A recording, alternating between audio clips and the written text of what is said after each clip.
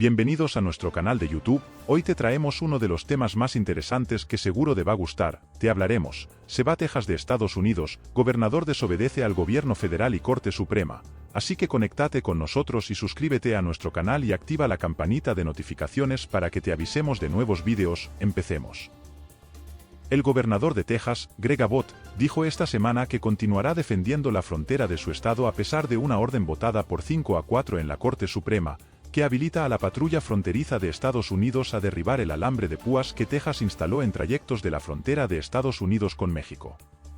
Al cuestionar la decisión del tribunal, el gobernador republicano criticó su falta de claridad cuando se puso del lado de la administración Biden, que quiere eliminar el alambre de púas mientras se desarrolla una impugnación legal a las acciones de Abbott.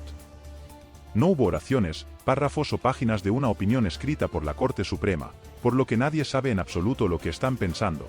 Todo lo que sabemos es que querían enviarla de regreso al quinto circuito, dijo Abbott en Fox News, argumentando. No hubo opinión sobre nada, sobre el alambre de púas, sobre lo que Texas está haciendo o algo por el estilo. El tema del alambre de púas se está desarrollando como parte de un enfrentamiento más amplio en el que Abbott argumenta que al no actuar con más fuerza en la frontera, el gobierno federal ha violado su responsabilidad de proteger al estado de la invasión. ¿Es este un gobernador que esencialmente ignora a la Corte Suprema? ¿Por qué el gobierno federal está a cargo de la política fronteriza en primer lugar? Le planteé esas preguntas al analista de la Corte Suprema de CNN, Stephen Bladek, profesor de Derecho en la Universidad de Texas en Austin. ¿Cómo justifica Abbott ignorar a la Corte Suprema? Bladek, es importante enfatizar que dos cosas diferentes son ciertas. Primero, que Abbott no está ignorando a la Corte Suprema. Segundo, que sí está interfiriendo con la autoridad federal en un grado que no hemos visto por parte de funcionarios estatales desde los casos de desegregación de los años 1950 y 1960.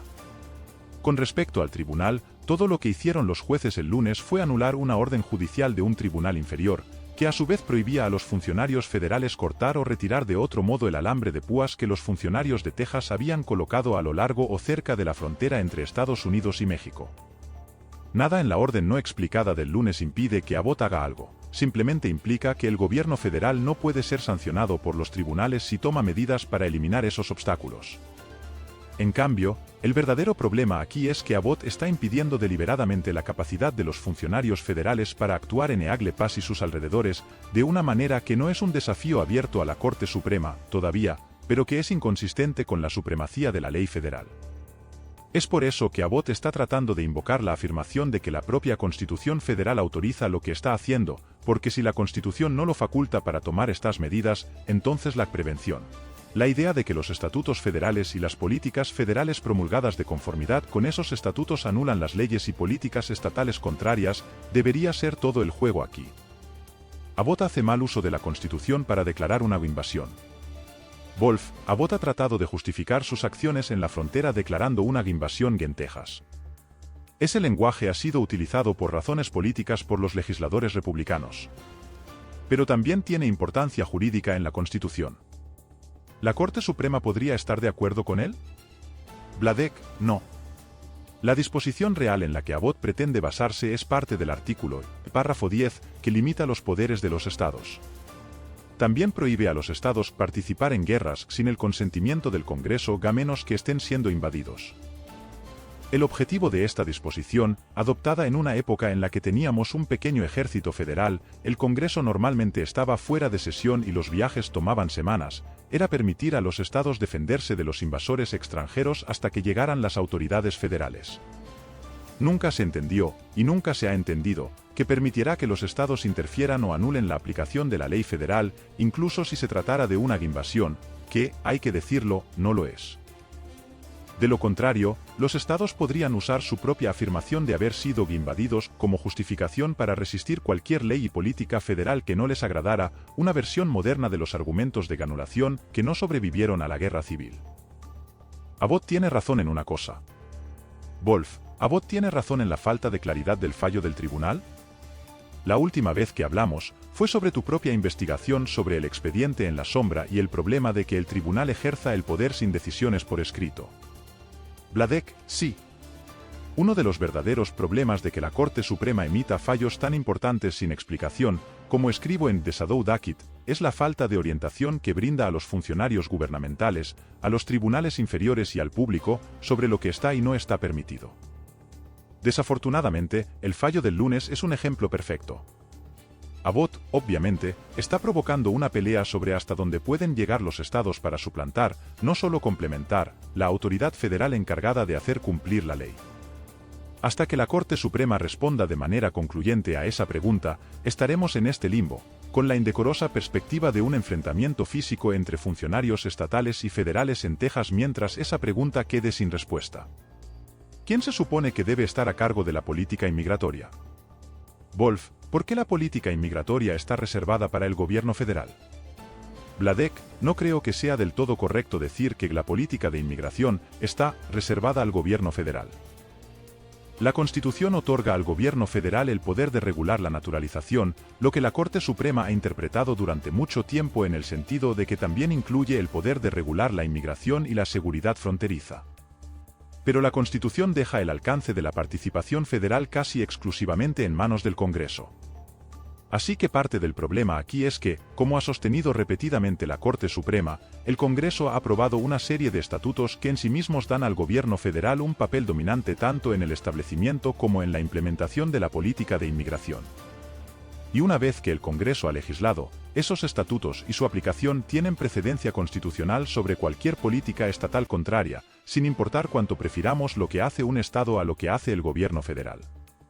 Como escribió el juez Robert Jackson para la Corte Suprema en 1954, los tribunales no pueden resolver conflictos de autoridad según nuestro criterio en cuanto a la sabiduría o necesidad de cualquiera de las políticas en conflicto. El pacto entre los estados que crean el gobierno federal los resuelve como una cuestión de supremacía. Por muy sabia o necesaria que sea la política de un estado, debe dar paso a la política federal contraria. Si no nos gusta la política federal, la respuesta es cambiar esa política, no permitir a los estados que la anulen. El Congreso sigue sin actuar. ¿Es esto su culpa? Wolf, hay un problema mayor con nuestra política de inmigración sellada con cinta adhesiva. El Congreso ha intentado durante décadas, sin éxito, aprobar una reforma migratoria integral, lo que ha permitido que la burocracia federal y los tribunales llenen los vacíos de leyes obsoletas. ¿Una nueva ley integral resolvería el problema de estos enfrentamientos entre los estados fronterizos y las administraciones demócratas? Vladek, no hay duda de que la incapacidad del Congreso para promulgar una reforma migratoria integral es parte del problema aquí, porque esa brecha ha dado a los presidentes, de ambos partidos, mucho más control sobre los contornos de la política de inmigración del que tendrían si el Congreso estuviera más involucrado. Hey, si te está gustando el vídeo, no olvides suscribirte a nuestro canal y darle like a la campanita de notificaciones para informarte de más vídeos. Eso, a su vez, ha llevado a conflictos mucho más agudos entre los estados rojos y los presidentes demócratas y entre los estados azules y los presidentes republicanos. Y el hecho de que los republicanos en el Congreso en este preciso momento estén dando marcha atrás en la reforma migratoria porque prefieren postularse para asuntos fronterizos que solucionarlos, dice mucho acerca de por qué el Congreso no ha resuelto estos asuntos y por qué los estados ahora están, erróneamente, tratando de resolverlo ellos mismos, o al menos intentar que parezca que lo están haciendo. ¿Hay una tendencia? Wolf, recuerdo el año pasado cuando los legisladores de Alabama inicialmente no cumplieron con una decisión de la Corte Suprema que exigía un segundo distrito electoral de mayoría negra. Los casos son diferentes en muchos aspectos, pero ¿existe alguna similitud en el espíritu de reacción contra el tribunal por parte de los funcionarios estatales republicanos? ¿Es este un fenómeno nuevo? Vladek, como escribí para mi boletín de la Corte Suprema, no creo que sea correcto decir que Alabama no cumplió con el fallo de la Corte en Allen contra Milligan. Hasta aquí nuestro vídeo de hoy. ¿Tú qué opinas? Déjanos tus comentarios y con gusto lo estaremos leyendo. Gracias por ver este vídeo, te invitamos a suscribirte a nuestro canal y darle a la campanita de notificaciones para que te avisemos de los próximos vídeos. Hasta la próxima, no dejes de escribirnos, te esperamos.